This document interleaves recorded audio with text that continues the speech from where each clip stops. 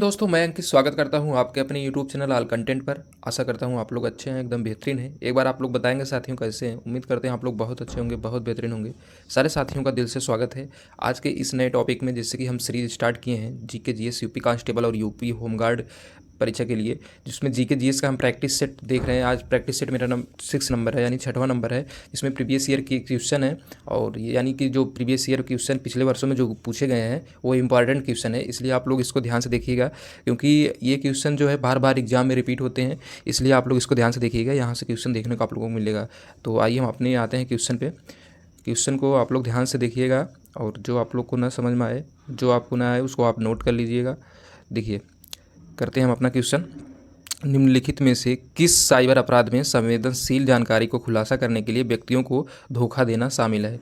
तो आप बताइए, इसमें से कौन सा साइबर अपराध में संवेदनशील जानकारी को खुलासा करने के लिए व्यक्तियों से को धोखा देना शामिल है? यानी उसको क्या कहेंगे, मालवेयर कहेंगे कि साइबर बुलिंग कहते हैं, फिशिंग कहते हैं कि हैकिंग कहते हैं? जैसे कि आप लोग को पता है कि हमारे एग्जाम के लिए साइबर अपराध बहुत इंपॉर्टेंट टॉपिक है, तो उसी से ये क्वेश्चन है। तो यानी इसको क्या कहते हैं, इसको फिशिंग कहते हैं। इसका ऑप्शन सी हो जाएगा, फिशिंग।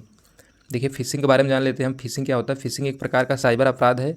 फिशिंग एक प्रकार का क्या है? साइबर अपराध है, जिसमें हमलावर व्यक्तियों को धोखा देकर उसके संवेदनशील जानकारी जैसे पासवर्ड, क्रेडिट कार्ड नंबर और अन्य व्यक्तिगत विवरण प्राप्त कर लेते हैं।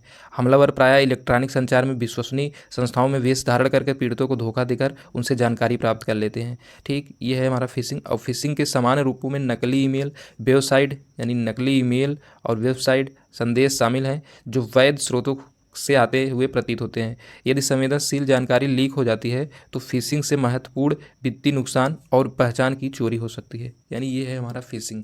ठीक, चलिए अगला क्वेश्चन आते हैं सेकंड नंबर पे। पैन का पूर्ण नाम, यानी पैन का जो होता है पूरा नाम आपको बताना है। एक फुल फॉर्म भी पूछ लेता है, तो बताइए आप पैन का फुल फॉर्म क्या है, पैन का पूरा नाम? ऑप्शन ए है personal account name, option B है private account number, option C है personal account number, option D है परमानेंट अकाउंट नंबर। तो पैन का बताइए। पैन का फुल फॉर्म होता है, यानी ऑप्शन डी हो जाएगा, परमानेंट अकाउंट नंबर, यानी अस्थायी खाता संख्या। यानी पैन का क्या मतलब होता है? Permanent account number. आप लोग को कमेंट के माध्यम से बताना है पैन में कितने नंबर होते हैं। ये भी क्वेश्चन पूछा है कि पैन में कुल कितने नंबर होते हैं। ठीक, यानी इसका आंसर हो जाएगा मेरा क्या? पैन का ऑप्शन डी हो जाएगा, परमानेंट अकाउंट नंबर। ये पैन का पूरा नाम होता है अस्थायी खाता संख्या, उसे कहते हैं परमानेंट अकाउंट नंबर। पैन एक अद्वितीय अल्फा न्यूमेरिक पहचान करता है, जो भारतीय आयकर अधिनियम 1961 के तहत पहचान योग्य सभी न्यायिक संस्थाओं को जारी किया जाता है। वित्तीय लेन देन के लिए पैन अनिवार्य है, जैसे कर योग्य वेतन या पेशेवर शुल्क करना, निर्दिष्ट सीमा को अधिक संपत्ति की बिक्री या खरीद, म्यूचुअल फंड खरीदना, ये सब में क्या होता है? पैन आवश्यक होता है। जैसे पैन व्यक्तियों के वित्तीय लेन देन पर नजर रखने और कर चोरी को रोकने की मदद करता है। जो पैन होता है उससे सब पता चलता है। देखिए, जर्मनी की राजधानी क्या है? हमारे एग्जाम में ये भी पूछता है किस देश की, किसी एक देश की राजधानी या उसकी मुद्रा या उसका संसद से पूछा है क्वेश्चन। तो बताइए आप जर्मनी का, इसमें बताइए अबूजा है कि मैड्रिड है कि कैनबरा है कि बर्लिन है? तो जर्मनी की राजधानी क्या होती है? जर्मनी की राजधानी यानी डी हो जाएगी, बर्लिन। Option D, Berlin. यानी इसका ऑप्शन डी बर्लिन हो जाएगा। उसके बाद देखिए क्वेश्चन नंबर 4। वेदों में मानव अधिकार को निम्नलिखित अवधारणाओं में दर्शाया गया है। तो किसमें, यानी वेद में मानव अधिकार को कैसा दर्शाया गया है? असमानता, समानता, अस्पृश्यता, आर्थिक प्रणाली। यानी वेदों में जो मानव अधिकार को दर्शाया गया है वो समानता के रूप में दर्शाया गया है। यानी इसका ऑप्शन बी हो जाएगा, समानता। देखिए, भारत में वित्तीय आपातकाल घोषित करने का अधिकार किसके पास है? जो भारत में जैसे वित्तीय आपातकाल जो होती है, वित्तीय संकट अगर आ जाए तो किसके पास है ये अधिकार की वो लागू कर सकता है? संसद के पास होता है कि राष्ट्रपति के पास, वित्त मंत्री के पास, कि ऑप्शन डी है प्रधानमंत्री के पास? बताइए। देखिए साथियों, भारत में वित्तीय आपात घोषित करने का जो अधिकार है वो राष्ट्रपति को है, यानी ऑप्शन बी, राष्ट्रपति। अब वित्तीय आपात के बारे में हम जान लेते हैं, ये हमारा राष्ट्रपति कैसे करता है क्या। देखिए, भारत में वित्तीय आपातकालीन घोषित करने का अधिकार राष्ट्रपति के पास है। यहाँ से क्वेश्चन जरूर बनेगा, अभी यूपीएसआई में क्वेश्चन आया था, अभी आप लोग को हम दिखा रहे हैं। देखिए, यह शक्ति भारत के संविधान के अनुच्छेद 360 के तहत प्रदान की गई। यानी ये क्वेश्चन ये पूछ सकता है कि जो वित्तीय आपात है अनुच्छेद संविधान के किस आर्टिकल या किस अनुच्छेद में है? यानी अनुच्छेद 360। यदि राष्ट्रपति को विश्वास हो कि भारत वित्तीय स्थिरता या ऋण को खतरा है तो वित्तीय आपातकाल की घोषणा कर सकते हैं। यानी अगर जब देश में हमारे आर्थिक संकट है तो वहाँ पर राष्ट्रपति क्या करता है? वित्तीय आपातकालीन घोषणा करता है। एक बार घोषित होने के बाद संघ की कार्यकारी शक्ति किसी भी राज्य को वित्तीय औचित्य अनुसूचित के ऐसे सिद्धांतों का पालन करने के लिए निर्देश देने तक विस्तारित हो जाती है जैसा कि निर्देश में निर्दिष्ट किया जा सकता है। ठीक, देखिए वित्तीय आपातकाल की अवधि के दौरान राष्ट्रपति राज्य और संघ में सेवारत सभी किसी भी वर्ग के व्यक्तियों के वेतन और भत्ते में कमी कर सकता है, जिसमें सर्वोच्च न्यायालय, उच्च न्यायालय के न्यायाधीशों भी शामिल। अगर वित्तीय संकट आता है, वित्तीय आपातकालीन लगता है, तो यानी जो सरकारी कर्मचारी है या तो जैसे यहाँ पर इसमें न्यायाधीश तक भी बात है कि वहाँ उनका भी पेमेंट कम किया जा सकता है या काटा जा सकता है।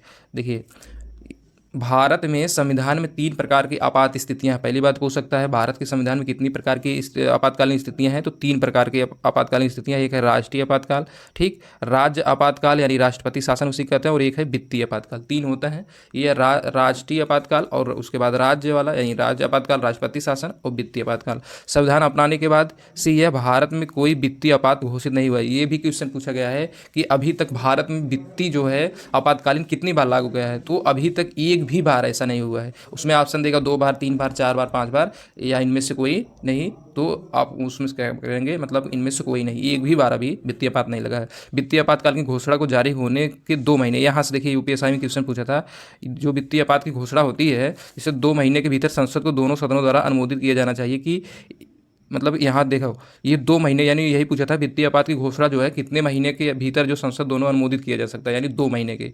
एक बार स्वीकृत होने के बाद या राष्ट्रपति द्वारा रद्द किए जाने तक अनिश्चित काल तक लागू रहता है। उसके बाद वित्तीय आपात की घोषणा में संघीय संरचना और राज्यों की वित्तीय स्वायत्तता पर महत्वपूर्ण प्रभाव पड़ता है। ठीक, यहाँ से क्वेश्चन जरूर बनेगा, हर एक एग्जाम में बनता है। देखिए इकोनॉमिक्स से क्वेश्चन आ गया मेरा कि व्यापार घाटे से क्या तात्पर्य है, यानी व्यापार अगर घाटे है उसका क्या मतलब है। ऑप्शन ए जब किसी देश में कोई व्यापार नहीं होता है। ऑप्शन बी जब किसी देश के निर्यात उसके आयात से अधिक होते हैं। ऑप्शन सी है जब किसी देश का व्यापार संतुलित होता है। ऑप्शन डी है जब किसी देश का आयात उसके निर्यात से अधिक होता है। तो इसमें आप लोग जैसे प्रैक्टिकल के माध्यम से भी समझ सकते हैं कैसे कि घाटा कब लगता है, वैसे व्यापार में घाटा कब लगेगा बताइए। जैसे देखिए जब किसी देश में कोई व्यापार नहीं होता है तो ये तो कोई मतलब नहीं। जैसे जब किसी देश के निर्यात उसके आयात से अधिक होते हैं। पहले आप लोग निर्यात और आयात समझ लीजिए। निर्यात मतलब जैसे कोई देश अपने यहाँ से निकालना या भेजना, तो वो निर्यात हो गया। आयात मतलब कोई चीज़ हम यहाँ से मतलब दूसरे देशों से मंगा रहे हैं, तो अगर हम यहाँ से ज़्यादा भेज रहे हैं तो हमारा क्या होगा, फ़ायदा ही होगा। अगर हम कुछ बेच रहे हैं तो यानी हमारा यहाँ तो घाटा होगा नहीं। अब सी वाला में जब किसी देश का व्यापार संतुलित होगा तो ना तो घाटा होगा तो ना तो फायदा होगा। तो यहाँ पर देखिए अब डी वाला ऑप्शन है जब किसी देश के आयात उसके निर्यात से अधिक, यानी हम जितना निर्यात कर रहे हैं, जितना हम सप्लाई कर रहे हैं उससे ज़्यादा मंगा रहे हैं, तो हमारा क्या होगा, घाटा ही होगा। यानी इसमें क्या होगा, ऑप्शन डी हो जाएगा, व्यापार का घाटा।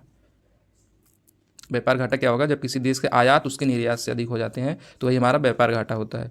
चलिए अगला देखिए, वही चीज़ है इसमें। अब व्यापार घाटा तब होता है जब किसी देश का आयात उसके निर्यात से अधिक होता है। इसका अर्थ यह है कि देश अन्य देशों को बेचने की अपेक्षा उनसे अधिक वस्तुएं सेवाएं खरीद रहे हैं। व्यापार घाटा किसी देश के अर्थव्यवस्था को प्रभावित कर सकता है, उसके बाद जैसे तथा मुद्रा मूल्य, रोजगार और आर्थिक विकास जैसे कारकों को प्रभावित कर सकता है। यदि व्यापार घाटा मजबूत घरेलू मांग और आर्थिक वृद्धि का संकेत देता है, लेकिन इससे विदेशी ऋण में भी वृद्धि हो सकती है। ठीक है, अगला क्वेश्चन देखिए, किस बैंक ने भारत में विमुद्रीकरण का समर्थन किया था। जो विमुद्रीकरण हुआ था, विमुद्रीकरण मतलब वो नोटबंदी जो है वही जब हुआ था तो किस बैंक ने उसको किया था, तो उसको आरबीआई, यानी ऑप्शन डी हो जाएगा हमारा, आरबीआई करता है। चलिए अगला क्वेश्चन है, हर वर्ष किस दिन को विश्व कला दिवस के रूप में मनाया जाता है। ये देखिए बहुत इंपॉर्टेंट क्वेश्चन है, कला दिवस किस दिन मनाया जाता है। आप लोग इसको ध्यान दीजिएगा, ये 15 अप्रैल को मनाया जाता है। कब मनाया जाता है, 15 अप्रैल को। ये देखिए प्रीवियस ईयर क्वेश्चन पूछा हुआ है। भारत में जीएसटी मॉडल संरचनाओं में स्ट्रक्चर की संख्या कितनी, यानी कितने स्ट्रक्चर है जीएसटी का, कितने स्ट्रक्चर। जीएसटी से देखिए कितना इंपॉर्टेंट जीएसटी है हमारे लिए। जितना हम सेट सॉल्व किए हैं सब में 1-2 क्वेश्चन 3 क्वेश्चन जरूर पूछा है। बताइए कितने स्ट्रक्चर है जीएसटी के, 5 है कि 4 है कि 3 है कि 6 है। तो स्ट्रक्चर कितने हैं जीएसटी के, 3 यानी 3 है। ऑप्शन सी हो जाएगा 3। अब कौन कौन से हैं देखिए सैद्धांतिक रूप से इसमें जीएसटी 3 संरचनाएं हैं। एक सीजीएसटी होता है यानी सेंट्रल, और एक एसजीएसटी होता है यानी स्टेट का होता है। और देखिए एक सीजीएसटी एसजीएसटी उसी को कहते हैं यूटीजीएसटी, दोनों राज्य केंद्र शासित मतलब दोनों मिलकर उसमें होते हैं, और सेंट्रल में केंद्र का होता है। और आईजीएसटी एक होता है, जिससे इसमें क्या होता है मतलब इंटरनेशनल जीएसटी होता है। ये देखिए जीएसटी राज्य के सीजीएसटी जो होता है राज्य के भीतर बिक्री में केंद्र सरकार द्वारा एकत्र की गई धनराशि, अर्थात एक ही राज्य के भीतर की गई बिक्री को प्राप्त धनराशि है। और अंतर्राज्यीय राज्य बिक्री यानी विभिन्न राज्यों में बीच होने वाली बिक्री पर केंद्र सरकार IGST आंतरिक राज्य आयकर वसूला जाता है। ठीक, कितने स्ट्रक्चर होते हैं? 3 स्ट्रक्चर होते हैं। SGST और UT GST क्या उसका मतलब है देख लीजिए। इसमें है कि GST के राज्य या केंद्र शासित प्रदेश घटक को दर्शाते हैं। SGST राज्यों द्वारा अंतर्राज्यीय आपूर्तियों पर लगाया जाता है, जबकि UT GST पर उन केंद्र शासित, यानी देखिए UT एक होता है SGST मतलब स्टेट, और UT मतलब जो UT वाले स्टेट हैं यानी केंद्र शासित प्रदेश हैं, वहाँ पर जैसे केंद्र शासित प्रदेशों में लगाया जाता है। इनमें विधायिका नहीं होती है और यह उसी कार्य को पूरा करता है। ठीक है, यह मॉडल पूरे देश में समान है और सरल एक संरचना सुनिश्चित करता है। यानी SGST या उसी को कहते हैं हम, जैसे कि UT GST, UT मतलब केंद्र शासित प्रदेश, तुम्हारा यूनियन टेरिटरी। देखिए कुछ और इंपॉर्टेंट है इसमें हम पढ़े हैं, जैसे भारत में इसका GST का फुल फॉर्म क्या होता है? वस्तु एवं सेवा कर, गुड्स सर्विस टैक्स। कब लागू हुआ था? 1 जुलाई 2017 को। GST का व्यापक बहुस्तरीय गंतव्य आधारित कर है जो प्रत्येक मूल्यवर्धन पर लगाया जाता है। इनसे केंद्र और राज्य सरकार द्वारा लगाए जाने वाले कई अप्रत्यक्ष करों का स्थान ले लिया है। GST का प्राथमिक उद्देश्य कई करों को एक ही कर में समेकित करना, जिसके कर प्रणाली सरल हो जाए और व्यवसायों पर कर का बोझ कम हो जाए। यानी सीधा सीधा कहने का मतलब है कि कई प्रकार के विभिन्न प्रकार के टैक्स थे उसको हटाकर अब GST वाला सिर्फ एक GST आपको देना है, मतलब एक कर देना है GST के नाम से। देखिए GST का उद्देश्य अर्थव्यवस्था को बढ़ावा देना है और भारतीय उत्पादों को अंतर्राष्ट्रीय बाजार में अधिक प्रतिस्पर्धा बनाने के लिए एक एकीकृत भारतीय बाजार का निर्माण करना है। चलिए अगला क्वेश्चन। उत्तर प्रदेश यानी अन्य राज्यों सहित में कुश्ती जो है एक पारंपरिक रूप का नाम बताइए जिसमें कुश्तीबाज विशेष रूप से तैयार मिट्टी के गड्ढे में अभ्यास करते हैं, जिसे अखाड़ा कहते हैं। यानी जो अखाड़ा होता है किससे संबंधित है, इसका कहने मतलब है। तो किससे है ये? कुश्ती या पहलवानी से। ऑप्शन सी हो जाएगा, कुश्ती या पहलवानी। चलिए देखिए, दिल्ली का पहला सुल्तान कौन था? इसको आप बताना है। इसका है ऑप्शन डी हो जाएगा, कुतुबुद्दीन ऐबक। देखिए नाइट्रोजन की खोज किसने की थी? नाइट्रोजन की जो खोज है किसने की थी? Option D Karl Benz, Benjamin Franklin, option D है रिचर्ड गैटलिंग, ऑप्शन डी है डेनियल रदरफोर्ड। तो यानी इसका आंसर हो जाएगा डेनियल रदरफोर्ड, यानी ऑप्शन डी। क्या हो जाएगा? Option D. अब उसके बारे में हम जान लेते हैं कि रदरफोर्ड हैं कौन। देखिए 1972 में 1772 में नाइट्रोजन की खोज श्रेय डेनियल रदरफोर्ड को दिया गया। यह एक जो है स्कॉटिक रसायनक और चिकित्सक है। रदरफोर्ड ने ऐसे प्रयोग किए जिनसे पता चला कि वायु एक से अधिक गैसों से बनी है, जिसके कारण नाइट्रोजन पृथक हो गया। उन्होंने इस गैस को हानिकारक वायु या प्लाजिस्टिकेटिस यानी वायु को कहा, क्योंकि यह दहन या जीवन के लिए सहायक होता है। ये जो हमारा नाइट्रोजन होता है। देखिए नाइट्रोजन एक रंगहीन और गंधहीन, यहाँ से क्वेश्चन कई बार पूछा है। एक तो खोजकर्ता या तो फिर देखिए नाइट्रोजन एक क्या है? रंगहीन और गंधहीन स्वादहीन गैस है जो पृथ्वी के वायुमंडल लगभग कितना परसेंट? 78% हिस्सा बनाती है। जीवन के लिए महत्वपूर्ण तत्व है जो प्रोटीन न्यूक्लिक एसिड के निर्माण खंड का निर्माण करता है। 20वीं सदी से प्रारंभ में विकसित हाइबर बास प्रक्रिया के नाम से जानी जाने वाली औद्योगिक प्रक्रिया में नाइट्रोजन और हाइड्रोजन से अमोनिया के बड़े पैमाने पर संश्लेषित अनुमानित होते हैं। ठीक, जैसे देखिए जो उर्वरकों को उत्पादन के लिए महत्वपूर्ण है, कृषि में अपनी भूमिका जो है नाइट्रोजन कृषि में अपनी भूमिका अतिरिक्त नाइट्रोजन का उपयोग विभिन्न औद्योगिक अनुप्रयोगों से किया जाता है, जिसमें शीतलक यानी जो ठंडक यानी कोल्ड स्टोरेज के रूप में, इलेक्ट्रॉनिक्स के उत्पादन में भी इसका उपयोग किया जाता है।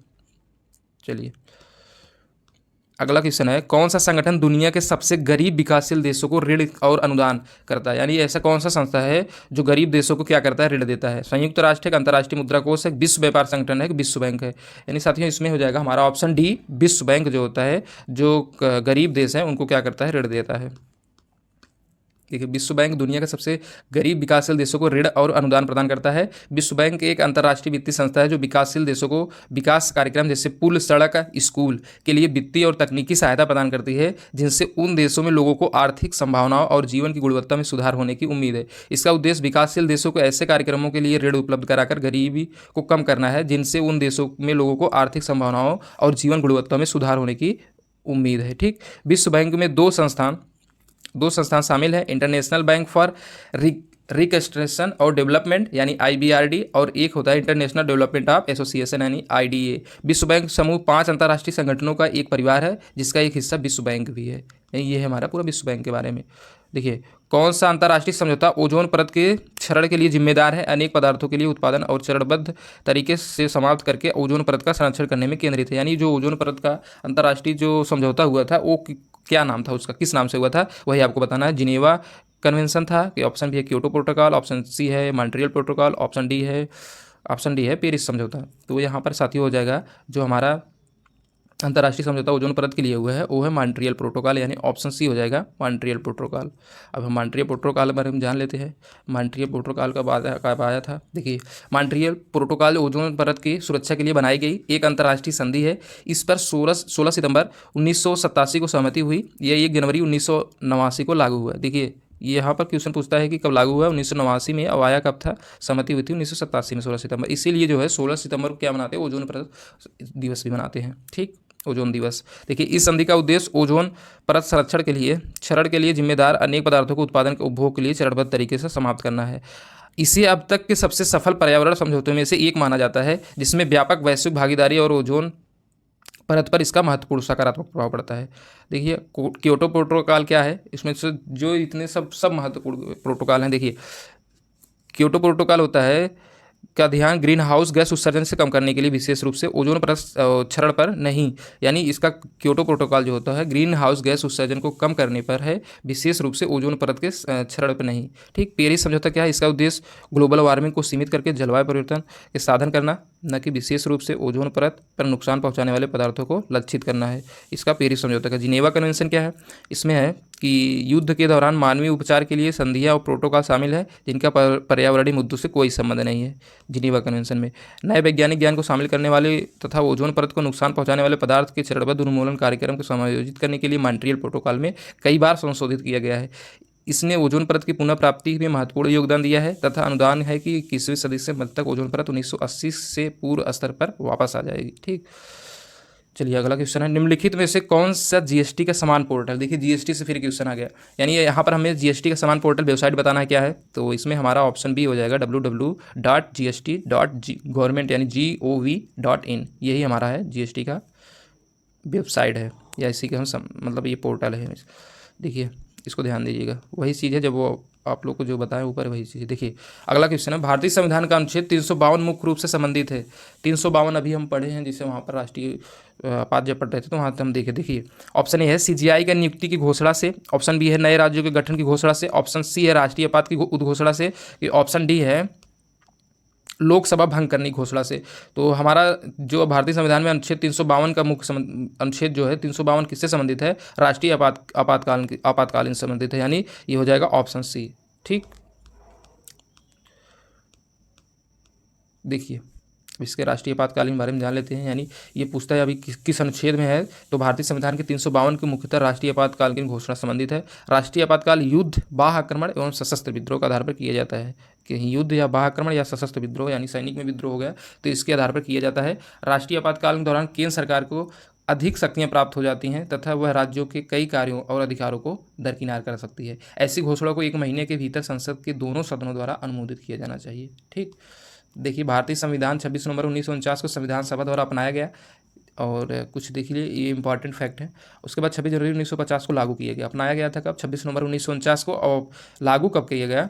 तो संविधान द्वारा लागू हुआ 26 नवंबर 1950 को। यह विश्व में किसी भी देश का सबसे लंबा लिखित संविधान है और मौलिक राजनीतिक सिद्धांतों में परिभाषित करने वाला संरचना तैयार करता है। सरकारी संस्थाओं को संरचना प्रक्रिया, उसके बाद प्रक्रियाएं, शक्तियाँ और कर्तव्यों का स्थापित करता है। भारत के इतिहास में अनुच्छेद 352 का प्रयोग अब तक 3 बार किया गया है, यानी 3 बार अभी तक हमारा क्या लगा है? ये 3 बार ये आपातकाल लगा है। देखिए, कब कब लगा? भारत चीन युद्ध है, ये क्वेश्चन पूछता है कब कब है। भारत चीन युद्ध 1962 में, भारत पाक युद्ध 1971 और इंदिरा गांधी द्वारा घोषित आंतरिक आपातकाल 1975 से 77 के दौरान। और संविधान भारत को एक संप्रभु समाजवादी, यानी इतना बार हमारा लगा था, देख लीजिए 3 बार। उसके बाद देखिए, संविधान भारत को एक संप्रभु समाजवादी, धर्मनिरपेक्ष और लोकतंत्रात्मक गणराज्य बनाने के लिए करता है, ये घोषित करता है। अपने नागरिकों को न्याय, समानता और स्वतंत्रता का आश्वासन देता है और भाईचारे को बढ़ावा देने का प्रयास करता है। संविधान में संशोधन अनुच्छेद 368 में उल्लेखित किया गया है, यानी ये है कि 368 में क्या है? संविधान संशोधन का उल्लेख किया गया, इसके माध्यम से किया जा सकता है। चलिए अगला क्वेश्चन, पृथ्वी एक एल्बिडो काफ़ी हद तक किससे मतलब प्रभावित होती है? जो एल्बिडो होता है, एल्बिडो मतलब आप लोग समझ लीजिए जैसे कितना कोई चीज़ प्रकाश परावर्तन कितना होगा, तो ये पूछ रहा है प्रकाश परावर्तन एल्बिडो, इसका ज्योग्राफी में कहने का मतलब है पृथ्वी का एल्बिडो काफ़ी हद तक किससे प्रभावित होगा, यानी ये प्रकाश परावर्तन आप सब बताइए किससे प्रभावित कब होगा, किससे प्रभावित होगा काफ़ी हद तक? बादल छा जाने से, ऑप्शन बी है वायुमंडलीय परत से, ऑप्शन सी है वायुमंडल में धूल कणों से, ऑप्शन डी है पृथ्वी की सतह की प्रकृति से। तो यानी अगर बादल छा जाएगा तो धूप रहेगा नहीं, तो परिवर्तन ही नहीं हो पाएगा। तो यानी इसका हो जाएगा क्या, ऑप्शन ए बादल छा जाने से। चलिए देखिए, विजयनगर साम्राज्य की स्थापना 1336 में किसके द्वारा की गई थी? तो ये किसके, हरिहर और बुक्का द्वारा किए गए थे। यानी इसका हो जाएगा ऑप्शन डी हरिहर और बुक्का। चलिए अगला क्वेश्चन, निम्नलिखित में से कौन सा बांग्लादेश की राजधानी? देखिए एक राजधानी पूछ लिया, फिर देश, हमारे लिए राजधानी और मुद्रा और संसद बहुत इंपॉर्टेंट है। देखिए बांग्लादेश की राजधानी क्या होता है? बांग्लादेश की राजधानी ढाका होता है, यानी ऑप्शन डी हो जाएगा ढाका। अगला क्वेश्चन है, किस पर्वत को ब्लू माउंटेन कहा जाता है? ऑप्शन ए है माउंट एवरेस्ट, ऑप्शन बी है नीलगिरी, ऑप्शन सी है फ्यूजी पर्वत, ऑप्शन डी है हिमालय। तो बताइए आप किसको नील ब्लू माउंटेन कहते हैं? यानी ये हो जाएगा हमारा ऑप्शन बी नीलगिरी। नीलगिरी को क्या कहते हैं? ब्लू माउंटेन कहते हैं। देखिए नीलगिरी के समांतर नीला पर्वत कहा जाता है। नीलगिरी नाम तमिल शब्दों में नीलम यानी नीला और गिरी मतलब पर्वत से लिया गया है। नीलगिरी पहाड़ियों में दक्षिण भारत के विशाल पश्चिमी घाट पर्वत श्रृंखला में जो है दक्षिण भारत का ये हिस्सा है जो नीलगिरी पहाड़ी है। यह क्षेत्र अपने मनोरम परिदृश्य, चाय बागानों और समृद्ध जैव विविधता के लिए जाना जाता है। यह लोकप्रिय पर्यटन स्थल है जो कई स्थानीय जनजातियों का घर भी है। देखिए नीलगिरी पहाड़ियाँ तमिलनाडु, कर्नाटक और केरल राज्यों में संगम पर स्थित है। यानी ये किस किस राज्यों में? तमिलनाडु, कर्नाटक, केरल राज्यों के संगम पर स्थित है। ऊटी एक स्थान है देखिए जिसे उदत मंडलम का नाम से जाना जाता है, जो नीलगिरी पहाड़ियों में स्थित है। एक लोकप्रिय हिल स्टेशन है, यहाँ पर जैसे पर्यटक लोग जाते हैं। नीलगिरी माउंटेन रेलवे जो एक यूनेस्को विश्व धरोहर स्थल है, इस क्षेत्र में चलती है। ठीक है, नीलगिरी माउंटेन रेलवे जो है ये यूनेस्को विश्व धरोहर स्थल है जो कि इस क्षेत्र में चलती है। यह क्षेत्र अपनी अनूठी वनस्पति और जीव जंतुओं के लिए जाना जाता है। इनमें कई लुप्तप्राय प्रजातियां भी शामिल हैं। यह आसपास के क्षेत्रों की और जलवायु परिस्थिति में महत्वपूर्ण भूमिका निभाता है। चलिए अगला क्वेश्चन है, हर वर्ष किस दिन को अंतर्राष्ट्रीय निरस्त्रीकरण के रूप में एवं अप्रसार जागरूक दिवस के रूप में मनाया जाता है? देखिए ये भी हमारा किससे डे से आ गया, यानी ये मनाया जाता है 5 मार्च को मनाया जाता है। उसके बाद बताइए, मेगा शहर वे शहर हैं जिनकी जनसंख्या होती है। जो मेगा शहर किसको कहेंगे? कितनी जनसंख्या होगी, कितनी जनसंख्या से ज़्यादा होगी तो उसे हम मेगा शहर कहेंगे। 15 मिलियन से ज़्यादा कि 20 मिलियन की 5 मिलियन की? ऑप्शन डी है 10 मिलियन। तो ये मेगा शहर जो होता है यानी 10 मिलियन से ज़्यादा अगर जनसंख्या वहाँ पर है तो हो जाएगा हमारा मेगा सिटी, यानी ऑप्शन डी।